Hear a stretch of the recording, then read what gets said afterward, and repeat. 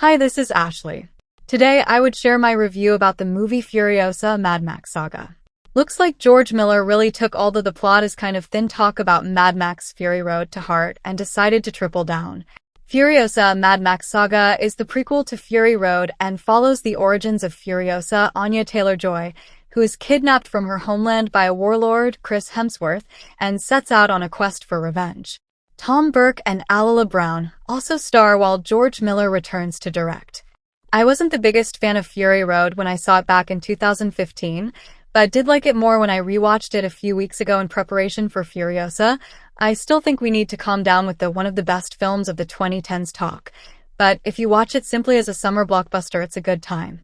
I was interested in Furiosa because I am a fan of Taylor-Joy and Hemsworth, and both turn in effective performances in a film that is a tad overstuffed but still a fun time. Much like the first film, the stunt work here is very commendable. From motorcycles doing flips to men getting crushed under 18-wheelers, there are plenty of things that made my brain smile. It isn't quite John Wick level of dedication, but Miller and his team deserve props for having things look as practical as they do, especially compared to many other modern blockbusters. That being said, some of the green screen here is pretty rough, sometimes behind the aforementioned fun stunts. Characters aren't lit properly or have that thin outline that shooting on non-location causes, and while it isn't as ugly as the likes of Ant-Man, Quantumania, or bad enough to take you out of the film, it is often enough to be worth mentioning. Taking over the reins of the titular heroine from Charlize Theron, Anya Taylor-Joy does a solid job. She doesn't have much emoting to do, but does have a good screen presence and holds her own in the action scenes. Chris Hemsworth, on the other hand, is starring in an entirely different movie than everyone else, both to its benefit and detriment.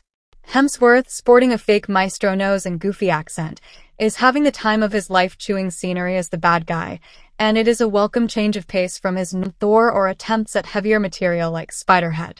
One of the biggest complaints about Fury Road is the plot is pretty thin and the characters are fairly one-dimensional, and George Miller seems to have taken that personally and done a total 180.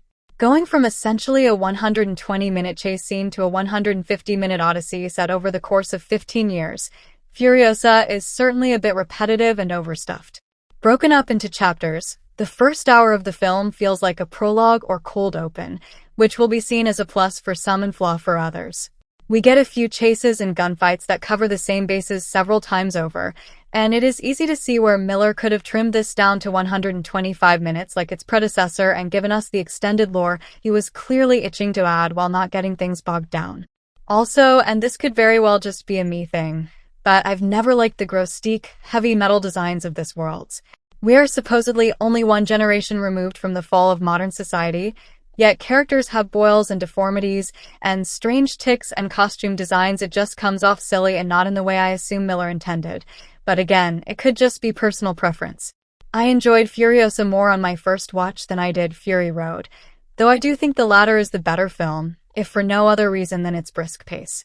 Fans of the franchise will almost certainly love this, and people just itching for a well-made blockbuster, and not the AI-scripted, cheap-looking stuff off the Disney or Netflix conveyor belt should get their fix, too. It may not be a mad ride to Valhalla, but it's an effective trip nevertheless. Hope you like this video. Thank you for watching.